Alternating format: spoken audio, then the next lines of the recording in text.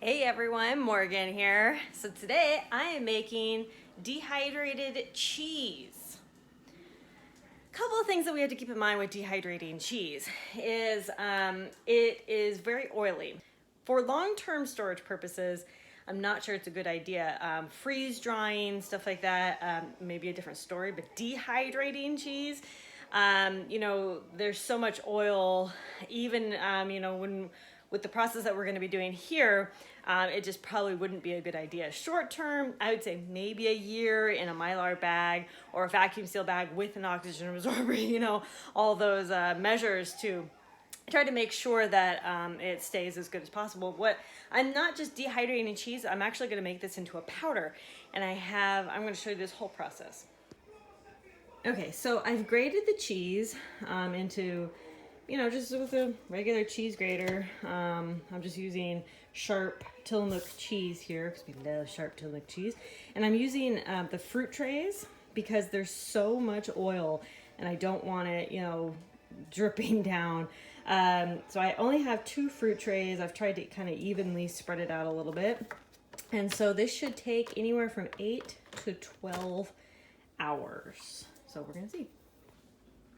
Okay, it's been a little over 12 hours and cheese is looking good.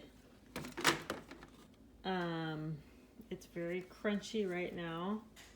It's very, very snappy, but it's still so greasy, as you can see just on my fingers. But that's okay. What we're gonna do, so I'm putting it on paper towels. See, it's still very greasy. I mean, it's cheese, and there are drier cheeses, of course, but you have to think about what application you're gonna be using this cheese for.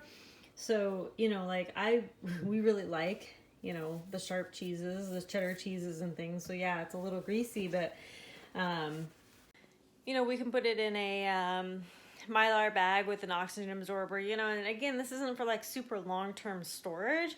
This is going to be for shorter term, using it for mac and cheese, dehydrated meals, stuff like that. But I'm actually going to leave this here. I think the next time I do this, I'm going to make these a lot thinner. Like I'm going to shred them the very thinnest. Like I shredded them pretty thick slices, and I should have shredded it the very thinnest that it could shred.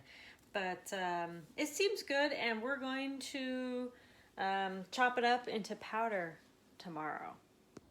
Okay, it's the next morning, and I bought this brand new coffee grinder so that I can grind, just other stuff besides coffee, because once coffee gets in a coffee grinder, it's really hard to get it out no matter how hard you clean. If anybody grinds their own coffee, they know. And I grind my own coffee. My other coffee grinder just didn't work. So I bought an $11 Mr. Coffee grinder, and I'm going to grind this cheese in it to make the powder.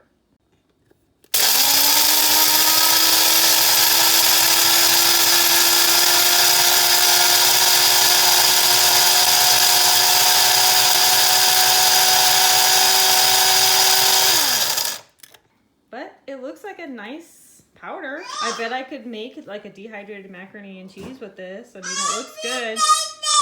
Yes, that's right.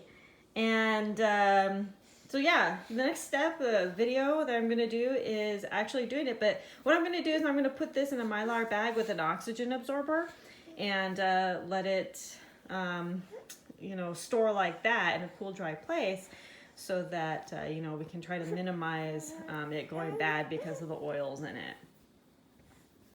And again, this isn't like a long-term storage idea. This is something short-term, a year or less. You really got to consume this and then just make more powdered cheese, dehydrated cheese. She's like, come on, Mom. Be done with the video. Oh. Thank you all so much for watching. If you like my videos, please consider supporting me on Patreon, link down below in the description. And come visit me on my Facebook and Instagram and everywhere else online, and on my website at roguepreparedness.com. All links down below in the description. Conquer tomorrow by preparing today.